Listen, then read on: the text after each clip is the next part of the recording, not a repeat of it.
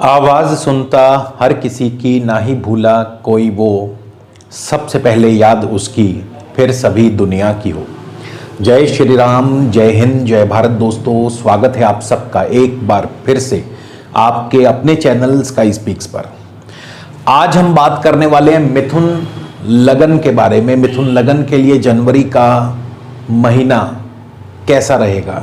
सबसे पहले आप सभी को नव वर्ष की हार्दिक शुभकामनाएं। दोस्तों, जनवरी का महीना मिथुन लगन के जातकों के लिए परिवर्तन का सूचक है, यानी नौकरी में परिवर्तन के संकेत दिखाई दे रहे हैं। तो यह परिवर्तन क्यों होगा, कब होगा, किन ग्रहों की वजह से होगा और भी क्या फल आपको मिलेंगे जनवरी के महीने में, आज पूरी विस्तार से हम चर्चा करेंगे। तो कहीं भी जाइएगा मत दोस्तों, वीडियो को शुरू से लेके अंत तक जरूर देखिएगा। अगर आप चैनल पर नए हैं तो कृपया चैनल को सब्सक्राइब कर लीजिए, बेल आइकन वाला बटन जरूर दबाएं ताकि कोई भी नया वीडियो मिस ना हो। पर्सनल कंसल्टेशन के लिए दोस्तों, स्क्रीन पर जो नंबर दिया है, इस नंबर पर आप व्हाट्सएप के माध्यम से हमें अपना जन्म विवरण, यानी कि आपका नाम, आपकी जन्म तिथि, जन्म समय, जन्म स्थान, आपका प्रश्न, आपकी समस्या लिख करके भेजें। आपको घर बैठे ही फोन कॉल या वीडियो कॉल के माध्यम से पूरा मार्गदर्शन मिलेगा। समस्या के उपाय व समाधान भी बताए जाएंगे, शुल्क लागू रहेंगे। आगे बढ़ने से पहले आप सबकी जानकारी के लिए बता दूं, आज का ये गोचर आपकी लगन राशि पर आधारित है, लेकिन जिनको अपनी लगन राशि ज्ञात नहीं है तो आप अपनी चंद्र राशि से भी इसे देख सकते हैं। मासिक प्रवेश कुंडली आपके सामने है। चंद्रमा आपके तृतीय भाव में, केतु आपके चौथे भाव कन्या राशि में होंगे, बुध और शुक्र इस महीने की शुरुआत छठे भाव में होंगे वृश्चिक राशि में। वहीं सूर्य मंगल सप्तम भाव में है, धनु राशि में है। शनि भाग्य भाव में है, राहु आपके दशम भाव में है और बृहस्पति आपके लाभ स्थान में है, इनकम हाउस में है।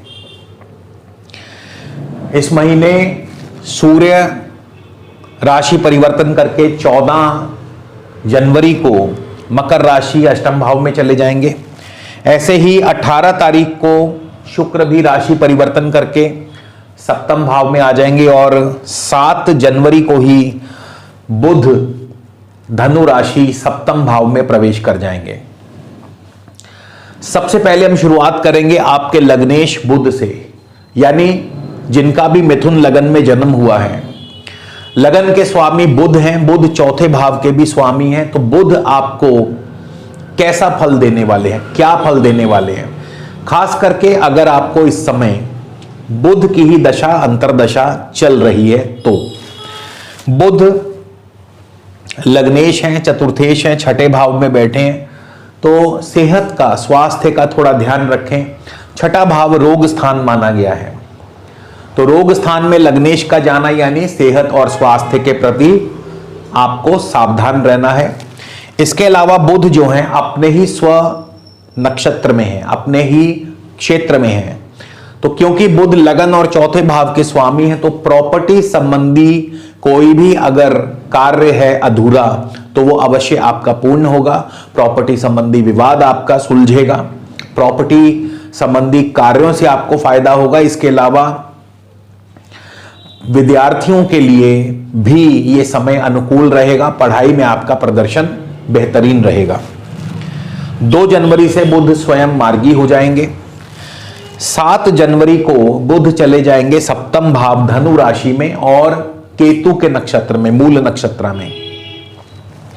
सप्तम भाव में बुध जो है व्यापार की वृद्धि भी करते हैं। इसके अलावा सप्तम भाव में बुध घर में मांगलिक कार्य भी संपन्न कराते हैं, लेकिन बुध का मंगल के साथ युति योग जो है आपके पार्टनर की सेहत के लिए अनुकूल नहीं है, तो थोड़ा सा उनकी सेहत का ध्यान रखें। और कई दफा मंगल बुध के प्रभाव से आपस में वाद विवाद की स्थिति भी उत्पन्न हो जाया करती है। क्योंकि बुध केतु के नक्षत्र में है, केतु चौथे भाव में है, तो जैसा मैं ऑलरेडी बता चुका हूं, जमीन जायदाद संबंधी कार्यों से आपको लाभ होगा। 20 जनवरी को बुध चले जाएंगे शुक्र के नक्षत्र में। शुक्र आपके पंचम और द्वादश के स्वामी हैं और शुक्र जो हैं पंचम और द्वादश के स्वामी होने के नाते नौकरी में परिवर्तन को दर्शा रहे हैं। तो इसीलिए मैंने कहा था कि यह महीना नौकरी में परिवर्तन का दिखाई दे रहा है। तो नौकरी में परिवर्तन के संकेत बनते नजर आ रहे हैं। तो बुध की दशा अंतरदशा, बुध के बाद सूर्य की बात कर लें। सूर्य की दशा अंतरदशा आपको कैसा फल प्रदान करेगी? तो जिनका भी इस समय सूर्य की दशा अंतरदशा चल रही है, सूर्य भी इस महीने के शुरुआत आपके सप्तम भाव में है, धनु राशि में है, मित्र राशि में है, मंगल के साथ है। सूर्य का सप्तम भाव में मंगल के साथ युति योग, तो जिनको सूर्य की दशा अंतरदशा है, आपके दांपत्य जीवन के लिए शुभ नहीं है।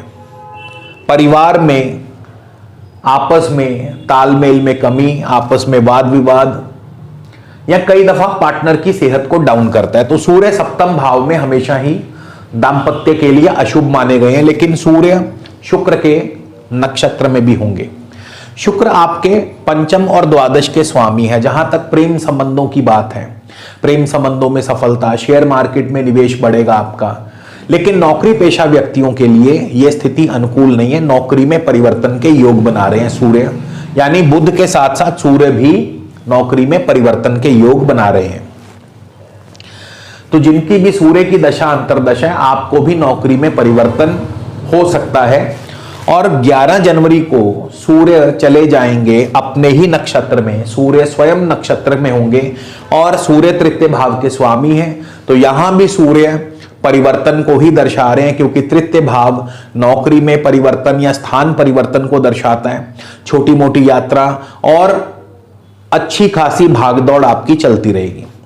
सरकारी कार्यों में आपको सफलता अवश्य मिलेगी। इसके अलावा 14 तारीख को सूर्य चले जाएंगे अष्टम भाव मकर राशि में। तो यहां पर मकर राशि में जब सूर्य जाएंगे अष्टम भाव में, तो आपके सरकारी कार्यों में विघ्न पैदा करेंगे। 24 तारीख को, 24 जनवरी को सूर्य जाएंगे चंद्रमा के नक्षत्र में, और चंद्रमा आपके धन भाव के स्वामी है, यानी 24 तारीख के बाद से आपको आर्थिक स्थिति मजबूत होगी, उत्तम धन लाभ के योग बनेंगे। सूर्य के बाद मंगल की बात कर लें। मंगल की दशा अंतरदशा आपके लिए कैसा फल देने वाली है?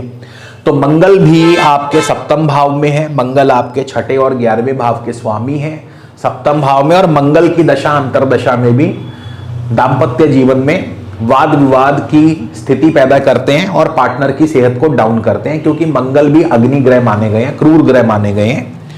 मंगल केतु के नक्षत्र में होंगे। केतु आपके चौथे भाव में, तो थोड़ी सी पारिवारिक उलझने, पारिवारिक तनाव, लेकिन प्रॉपर्टी संबंधी कार्यों में सफलता।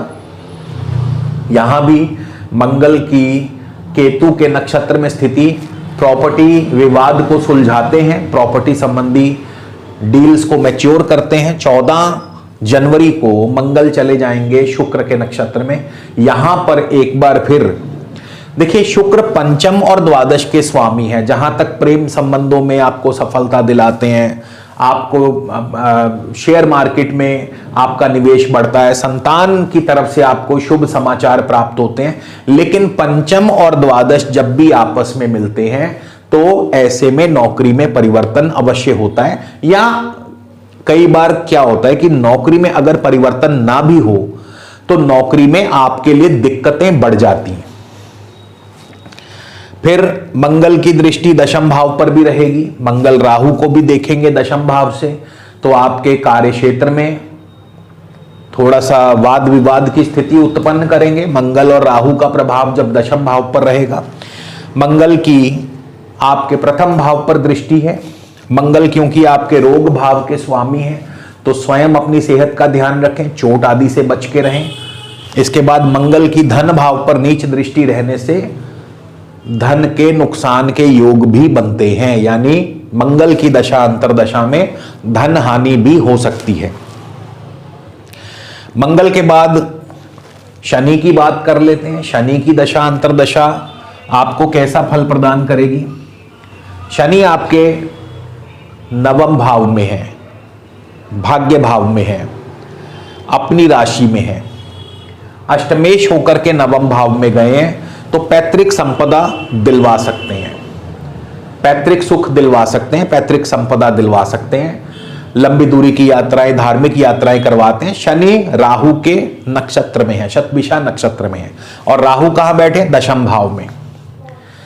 शनि राहु के नक्षत्र में है, राहु दशम भाव में है। आपको नौकरी और कारोबार में सफलता तो दिलाएंगे, लेकिन वाद विवाद भी खूब होगा, या ये सफलता आसानी से नहीं मिलेगी, थोड़ी सी आपको भी मेहनत करनी पड़ेगी। और यहां पे आपके कार्य क्षेत्र में कुछ ना कुछ वाद विवाद की स्थिति को उत्पन्न करेंगे। तो शनि की दशा अंतर्दशा, और शनि की जो दृष्टि है आपके लाभ स्थान पर है, लाभ स्थान पर शनि की नीच दृष्टि है, तो आमदनी के मार्ग में रुकावट पैदा करेंगे। शनि की तृतीय भाव पर दृष्टि है, भाई बंधुओं से किसी बात को लेकर के अनबन। शनि की छठे भाव पर दृष्टि है, और छठे भाव में बुध और शुक्र बैठे हैं, तो शनि की दशा अंतर्दशा में व्यापार को थोड़ा धीमी गति प्रदान करते हैं, कारोबार को धीमी गति प्रदान करते हैं, लेकिन साथ ही साथ शत्रुओं का नाश भी करते हैं, यानी शत्रु आपके सामने दबे रहेंगे। इसी तरह शुक्र की बात कर लें, शुक्र आपको कैसा फल देंगे? शुक्र की दशा अंतर्दशा, शुक्र आपके पंचम और द्वादश के स्वामी हैं, छठे भाव में है। चूंकि शुक्र पंचम और द्वादश के स्वामी है, तो प्रेम संबंधों में सफलता, आपको शेयर मार्केट पे आपका निवेश बढ़ता है, आर्ट कला इन क्षेत्रों में आपको सफलता दिलाते हैं। लेकिन शुक्र जो है इस महीने के शुरुआत में शनि के नक्षत्र में होंगे। शुक्र का शनि के नक्षत्र में जाना, शुक्र स्वयं पंचम और द्वादश के स्वामी है, शनि अष्टम और नवम के स्वामी है। तो शुक्र की दशा अंतर्दशा में भी नौकरी में बाधा और परिवर्तन दर्शा रहे हैं। शुक्र का शनि के नक्षत्र में होना, नवम भाव भी परिवर्तन का सूचक है।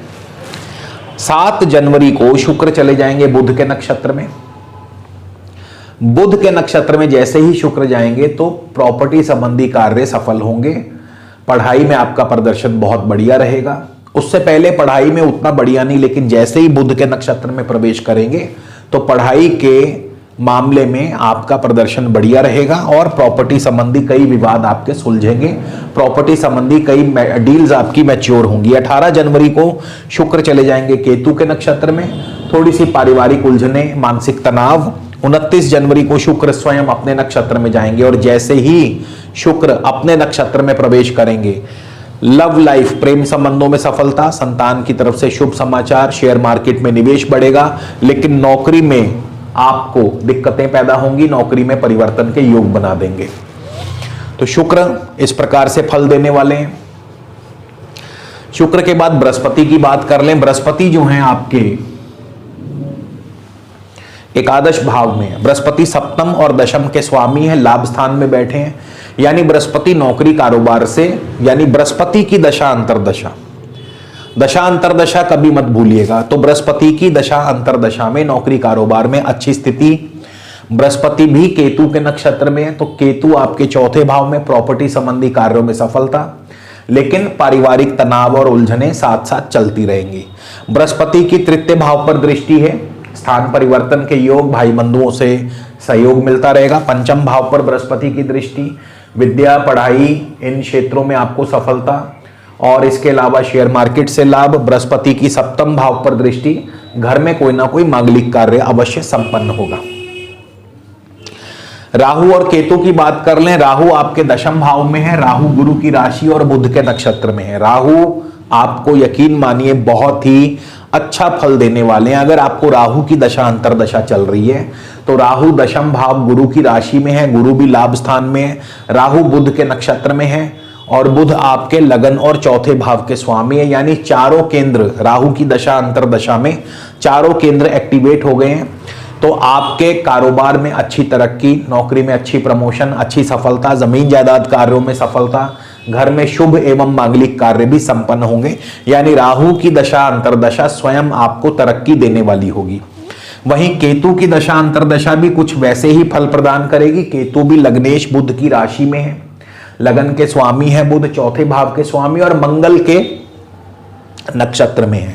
मंगल छठे और 11वें के स्वामी है। बस केतु की दशा अंतर्दशा में थोड़ा सेहत का ध्यान रखें, और केतु थोड़ा सा मानसिक तनाव आपको दे सकते हैं, लेकिन प्रॉपर्टी मामलों में और अन्य आर्थिक मामलों में केतु आपको बहुत अच्छा फल देने वाले हैं। यानी केतु की दशा अंतरदशा में भी आर्थिक पक्ष आपका मजबूत रहेगा। अब बात करते हैं उपाय, क्या उपाय करने चाहिए। देखिए इस महीने एक तो सूर्य और मंगल जो हैं आपके सप्तम भाव में बैठे हैं।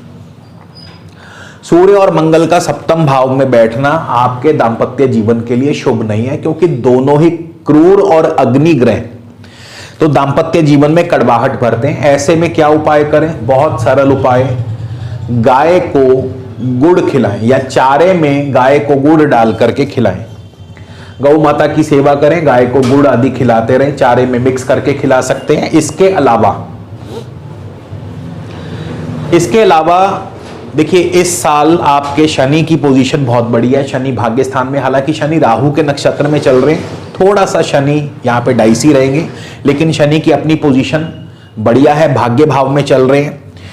आप अपने अगर सुख और सौभाग्य की वृद्धि करना चाहते हैं तो उसके लिए आपको बहुत बढ़िया एक मैं उपाय बताने जा रहा हूं, वो ये कि आप अपने लग्न, पंचम और नवम इन 3 भावों को बलवान करें। लग्न हमारी सेहत और स्वास्थ्य, हमारे मान सम्मान को प्रदर्शित करता है। पंचम भाव बुद्धि, विद्या और संतान का है। नवम भाव भाग्य का है और धर्म का है। और लग्न, पंचम और नवम इन तीनों को त्रिकोण भी कहा गया है, और इसीलिए ये श्री का स्थान है, लक्ष्मी का स्थान है। तो इन तीनों को बलवान करें, इसके लिए बहुत सरल है, आप त्रिशक्ति लॉकेट धारण करें।